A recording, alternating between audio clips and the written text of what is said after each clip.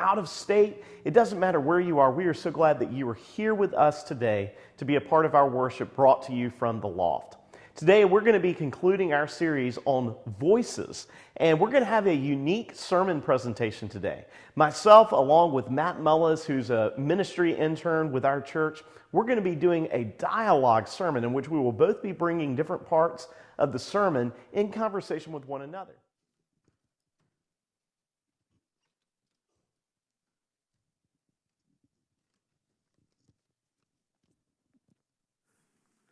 Well, good morning to everyone. We are going to do our message a little bit differently today, kind of an experiment that we're trying.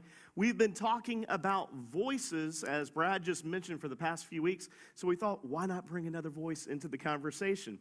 Voices have such an impact on our lives. As we think about voices, as Brad just reminded us, we have the voices that free us.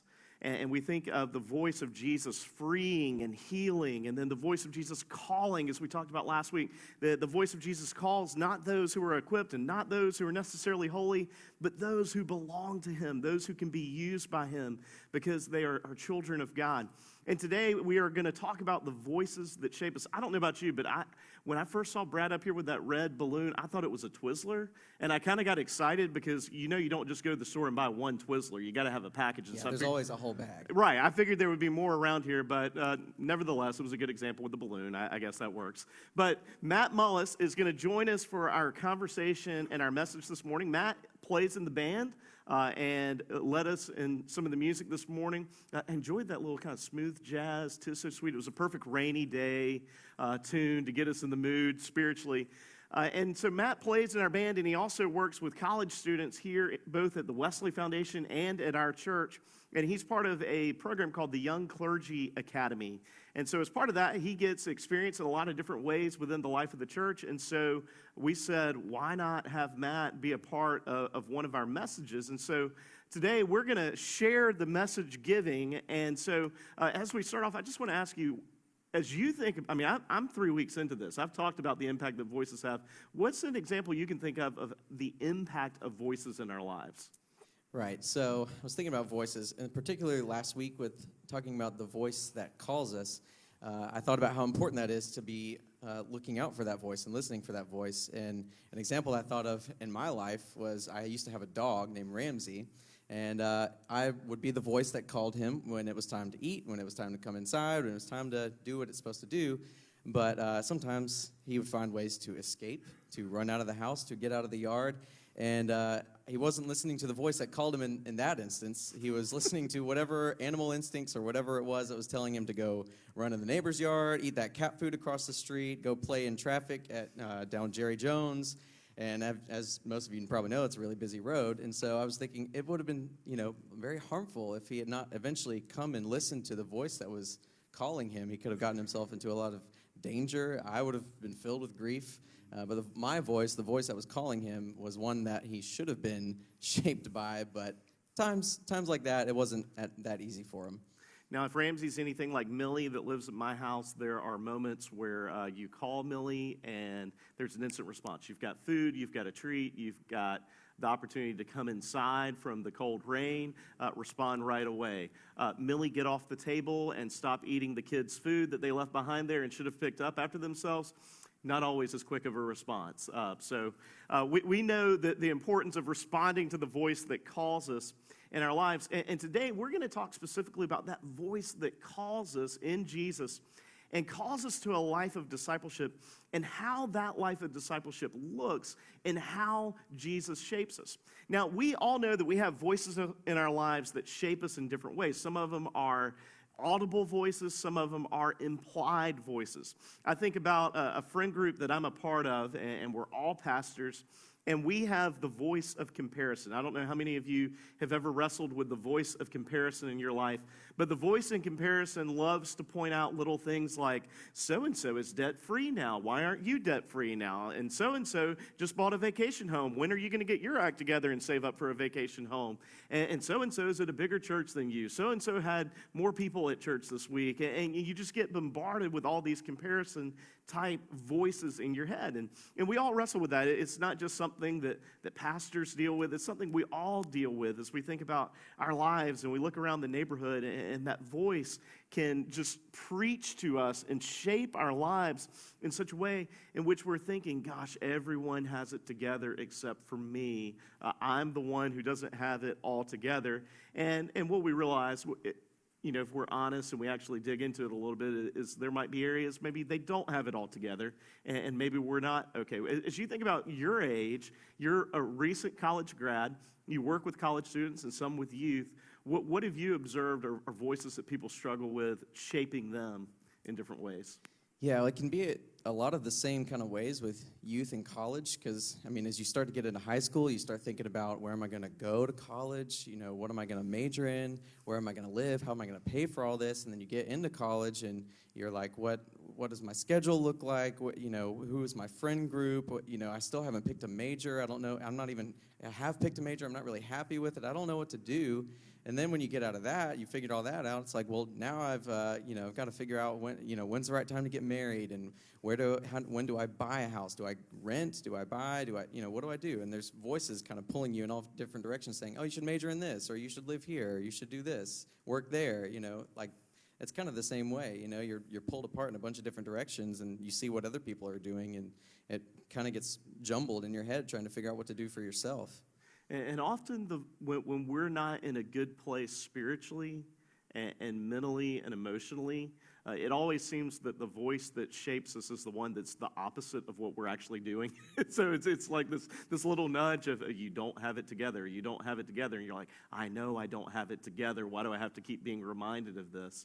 And as we think about just what so many people have dealt with in the past year, I think that the voices that shape us in a negative way have had maybe a larger, more pronounced role in people's lives. People have not been as engaged in community as they usually are. People have been disconnected from family in some instances. People have struggled financially with just the economic impact of the pandemic. And people have lived in fear, a justifiable fear, over concern for health and for the care of their family.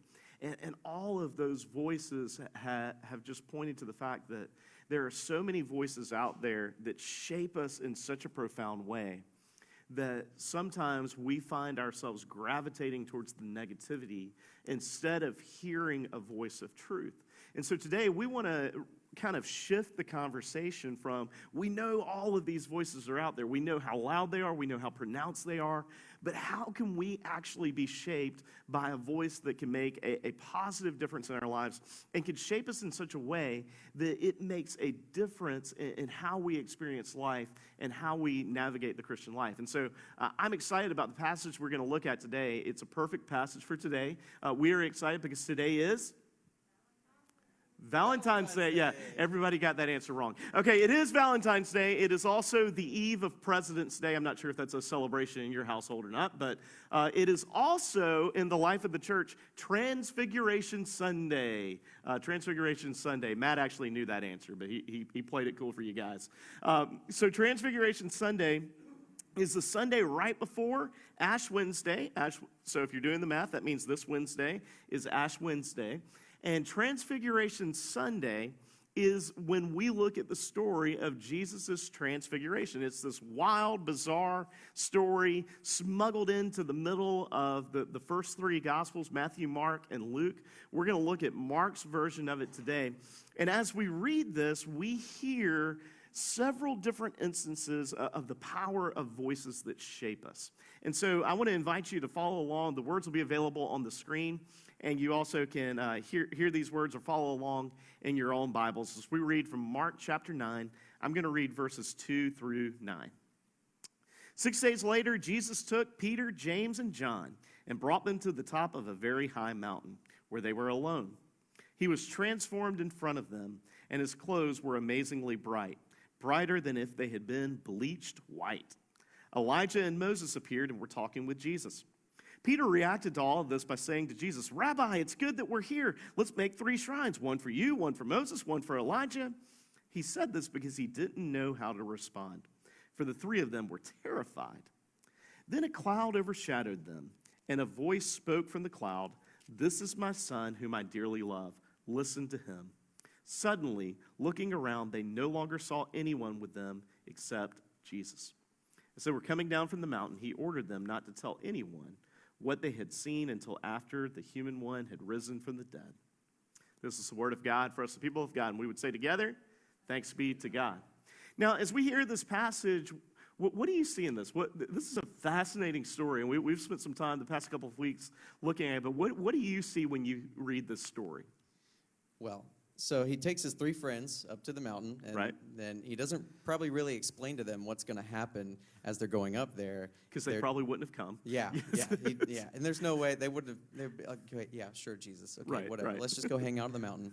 And then they go up there, and then he, has this whole amazing transfiguration that happens before their eyes, and they're kind of freaking out. They're like, it says right here, it's like, Peter's like, "Oh, wow, it's so good to be here, Jesus. We should just build a tabernacle for you guys." And then we see he said that because he did not know what to say. Yes, it's the voice of the narrator. Yes. He said this because he did not know what to say. Yeah, It's, he's terrified. Yes. And so his Jesus' clothes and his hair are all white, and he's shining bright, and then Elijah and Moses appear, and it's like, what in the world is happening right now? And then you hear a voice come out of a cloud that says, "This is my beloved son, and this is the voice you should hear." And then everybody disappears except for Jesus and his three friends, and as they're leaving, Jesus is like, "Hey, don't tell anybody about this yet. Right. I'm going to tell you when you can tell people." Right. So if you're in that moment and you kind of envision yourself on that mountainside with Jesus, how would you react in that moment? Yeah, I would probably be freaking out too. I would probably just stumble over my words, be a little overstimulated. I don't know if I would even have anything to say. Right. Yeah, I mean, there are different instances in our lives where we don't know exactly what to say. I mean, can you think of a time you've been speechless? I mean, it's something we all deal with. And I think of an example from my life. A few years ago, Emma and I were on vacation, and we were on St. Simon's Island, and we're sitting at one of the restaurants there, and we become vividly aware that there is a couple sitting beside us that is obviously on their first date. If it was not the first date, they really need to go to some counseling because it was just awkward as can be. They were stumbling through the words. They didn't know what to say. And I inherited this from my grandmother. My grandmother was one of those ladies that had to know who every single person in the restaurant was and had to know what they were talking about. And if you didn't know, she wanted you to go find out kind of thing. I mean, she was just that type of lady.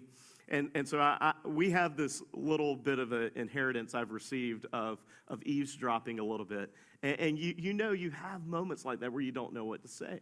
And I think also to going and touring the Vatican, for anybody who's ever been to the Vatican, when you tour the Vatican, the last two stops on the tour, other than the bookstore, the last two stops are the Sistine Chapel and St. Peter's Basilica. And when you go into when you go into the Sistine Chapel, they give you this long speech about how you can't say a word when you're in there. You have to be completely quiet, no photography, no voices whatsoever. And so you go in and you look around. You're like, okay, this is great. Michelangelo did a pretty good job. Took him a while, but he did a pretty good job. And then you go in St. Peter's Basilica, and they don't give you any preparation for St. Peter's Basilica, but it is gorgeous. I mean, it is just breathtaking. And there was a distinction to me between those two places. The Sistine Chapel, they wouldn't let us say anything.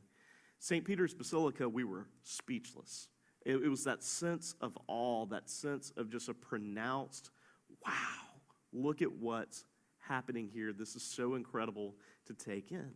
And I just imagine these disciples up there on the side of the mountain, and it's like, they're sitting there, they've been walking with Jesus, and they've seen all these miracles. They've seen the story we looked at a couple of weeks ago of Jesus healing someone who could not walk. They've seen him cast out demons. They've seen him heal people who had suffered from illnesses and from disease that ostracized them from the community. And then they go up on the side of the mountain as if all of that isn't enough.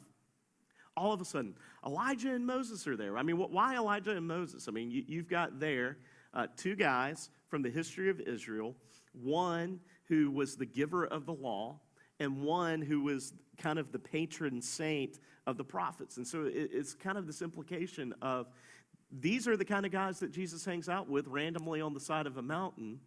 It gives you some sort of an idea of who Jesus is. Jesus is not just a random rabbi who has come to earth to teach and pull together a hodgepodge of disciples. Jesus actually has a voice that's in continuation and in conversation with those two voices. So we have this moment, and it's like, okay, as if all of that experience isn't enough. All of that incredible experience of, okay, Moses and Elijah are here. Peter is kind of like, oh, wow, what's going on? Then this voice from heaven comes out of nowhere. And what happens in that voice? What do we hear? What's kind of the driving point of this passage? Well, the whole point is when this voice comes out, this voice says, "This is my beloved son. Hear him. This is who you should listen to." And that's what we should be taking away from this, is that Jesus has, basically proven himself that he is the Son of Man, and that his voice is the one that should ultimately be shaping us. Right. And we think of how his voice cuts through the clouds, and there's that message of, this is the voice, okay? You've had the voice of Moses. You've had the voice of Elijah. You've had the voice of all these other teachers that have come and gone in the life of Israel. And then as just a reminder of the significance and the power of Jesus' voice in their life, that voice from heaven says, no, this is the one. This is the one out of all of those voices that could shape your life. This is the one. And so how can we put that into practice in our lives? As we think about how we live our lives, I think there are two things that you and I have come up with that can make a significant impact in our lives for how we let that voice shape us. And they both relate to scheduling. The first one is this: schedule out the noise. Now, when I say schedule out the noise, this is what I mean by that. Intentionally take the time to schedule out noise in your life. To schedule out noise. So if you are one who is distracted by the comparison trap, so you're constantly scrolling through Facebook and Instagram and looking at people's Christmas cards, and you're like, everything's so beautiful except for my life. Okay, find time in your schedule where you just turn it off, where you set it aside. You might have noise in your life, and that noise might just be so hard for you to quiet down. Take up exercise, learn to go on walks, learn to break away so that you can schedule out the noise in your life, finding times for silence, finding times to be focused intentionally on a voice that can shape you in a positive way instead of the voices that might lead you astray. And what's the second thing that we can do? So once we have been able to turn down the noise, schedule out the noise, then we can schedule in time for the voice. So you schedule out the noise. The TV show The Voice? Not The Voice. Okay. The singing competition. This voice, got it. The voice of Jesus. We schedule in time to spend time with him, to hear his voice. I mean, we need to make room for it, first of all, scheduling out the noise, so turning off our phones, just kind of cutting down how everything is so busy in the first place, trying to, basically trim it down so that there's actually room for the voice to be heard in our lives. And so this can look like spending time praying, spending time in your word. But once you've prayed, you need to also maybe spend just a good bit of time in silence. Just spend a good bit of time, reflecting on, okay, I'm spending time talking to God. Now, what does he have to say back? What does he think about this? We do this devotional at the Wesley called The Daily Office, and it actually kind of makes you take time, because it's like a 9 to 5, which is a very familiar schedule for a lot of people here, 9 to 5 work schedule. So we take time. It could be the morning, the middle of the day, or the evening, right when we're about to leave, to go. I like to go into another room and spend a couple minutes in stillness and silence before God, and spend time reading through Scripture, whatever it has for you that day, and then it gives you a devotional, gives you a question to ask yourself, and it gives you a prayer, and then again you close. And it suggests at least 2 minutes of stillness and silence. But I really just take however much time I feel like is necessary in that moment. And I'm able to do that because I've made time for it. I've scheduled out time of my day where I go and I spend intimate one-on-one time with God, and that's what we're able to do much more easily once we schedule out all that other noise. Yeah, I think about scheduling in the voice in my life, something I've had to be more intentional about since I had kids. Because once the kids wake up, there are other voices in the house, okay? There are voices that are quite loud and demanding. They can be a little demanding once they're awake. And I remember early on, Asher had just been born, and Everly Kate was a little over a year and a half. And I remember driving Everly Kate to her preschool program, which was half an hour away.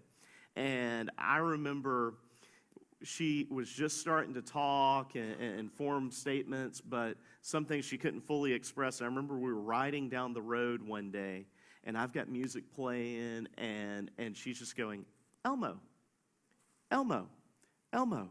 And I'm like, what are you talking about? Like, I couldn't figure it out. I mean, I knew she liked Elmo, but I couldn't quite figure it out. And then a few days later, we were riding in Emma's car, and she had her phone hooked up to the stereo system, and Everly Kate starts going, Elmo, Elmo. And Emma plays an Elmo soundtrack, Elmo's Greatest Hits. Pretty good album, by the way, if you're a music person. He does a version of the Beatles' Drive My Car. It's really good, yeah. Elmo, You Can Drive My Car. It's pretty good. And so Elmo became the voice of my ride to drop Everly Kate and subsequently Asher to their preschool program. It became the voice. It was the moment that I realized I no longer had control over my morning commute stereo listening.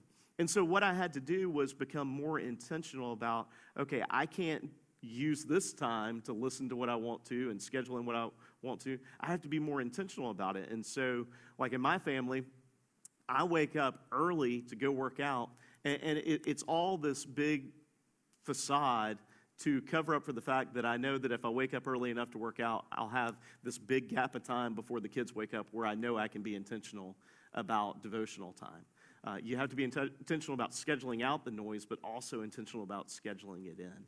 As we think about our lives, we have so many voices that shape us, that pull us astray.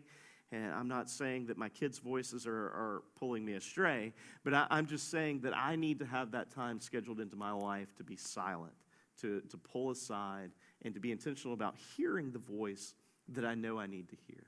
Well, anything else you want to add on this passage as we get ready to head into our time of singing to close the service? Yeah, well, I think all this being said, I think that ultimately, this is what we probably really want. We do want to be able to cut down the noise so that we can spend more time with God. But sometimes it's hard. I mean, our flesh just doesn't want us to do that. And so it's this battle of, do I, sit and watch Netflix, or maybe I should spend time reading my Bible? I don't know. Netflix just sounds easier right now because I can just turn my brain off. But once we make it a habit, it becomes, you realize this really is what I want. This is so much more fulfilling in my life, and it becomes so much more easier to keep up.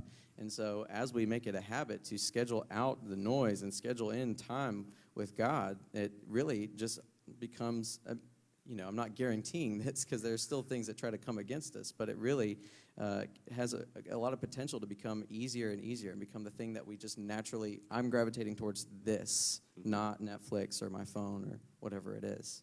That's awesome. Well, as we close our service today,